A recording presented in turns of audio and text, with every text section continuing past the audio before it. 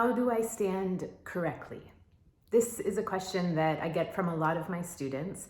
And so I want to look at some variations of standing well. There's not only one correct answer, there are many correct answers to standing well. But the basic principle is that you want to be balanced over your feet.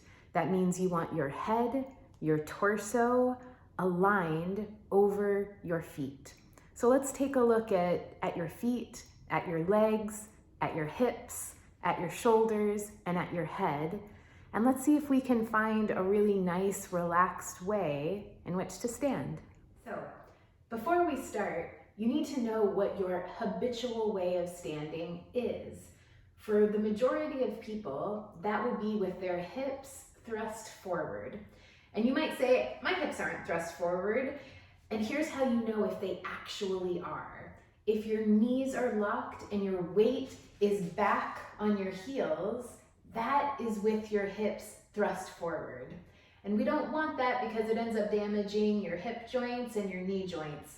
And I'm going to exaggerate it right now so that you can really see it. Most people aren't doing it this much, but this is what's happening with the weight of your torso and the weight of your head behind your feet. And what we want is we want for this torso and head to come up and over the feet. And you see how far that is from here? So that means I have to think all of this part of my body coming up and over. And what counterbalance this is my hips. My hips actually float, they move underneath me to help me balance. And my feet take the weight of my body as they're made to do. In fact, if you look down at your feet, you'll notice there's a widest part. It's kind of where your big knuckle behind your big toe is. This is the widest part of your foot. This is the part of your foot that's made to carry the majority of your weight. The rest of your foot helps, but this front portion here, this is made to take the majority of the weight. And that doesn't mean that you need to press into it. All you have to do is give your weight to the front of your feet and they'll take it. In fact, you can just let your feet spread, kind of let your toes lengthen and widen out. And you can imagine that you have millions of antennas lining the bottom part of that strong part of your foot. And they're reaching down to sense all the nooks and crannies of the floor below you. See for a second if you can do that. This is what it means to be grounded, to be able to sense the ground below you.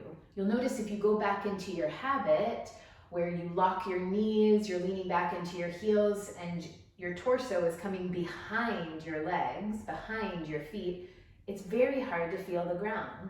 You can't really sense it anymore, even if you're really trying to do it.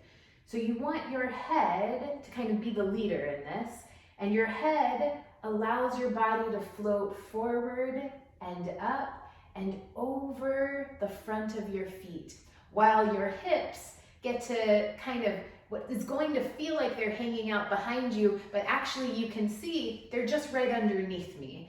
But when I've been doing this for so long, when I allow my hips to come under me, they feel like they're behind me. A lot of questions I get are, where do I put my hips? Well, they're supposed to be movable. In fact, all of you is supposed to be in movement. Standing is an activity where you balance with gravity. It's supposed to be movable. You're supposed to be moving. So allow for that movement to happen back and forth.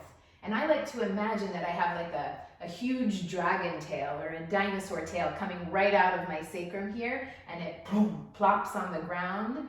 And it's like I'm wiping the ground with my huge tail as I keep the weight in the front of my feet. And everything else just gets to hang out and be loose. Here it is from another angle, where you just get to be loose. Now you don't have to sway like I'm doing it. This is just, kind of nice and feels relaxing. But you can give a little weight to this big toe, then this big toe, then this big toe, then this big toe. And in fact, you can do it in such a secret way that nobody knows you're doing it, and you're just allowing teeny tiny little movements with your breath.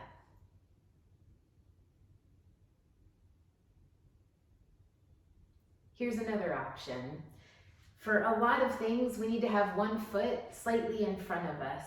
And you notice how my feet are turned out? They were turned out before. And that just helps you have space in your hip joints. It turns the femur slightly out. So you get to have nice, loose joints.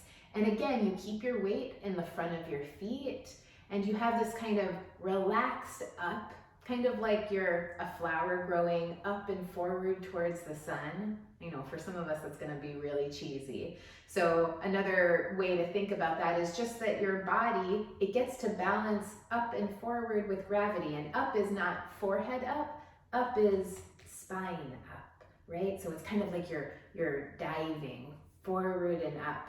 And your ankles, knees, and hips are loose. Notice that they're not locked, they're loose, and they're movable. In fact, I can totally rotate from different sides, and I can rotate even more when I have one foot slightly forward. You can switch. This is another great way to stand. These are all great ways to stand. And as a reminder, a not great way to stand, and one that will definitely hurt your back and shoulders and neck, is this. So let's practice balanced standing with your head and your torso forward over your feet. Your hips get to what feel like hang out behind you, even though they're directly underneath your shoulder joints. Yeah. And if you think you look weird like this, maybe take a video of you doing it so that you can see actually you just look like you have good posture. Thanks for watching.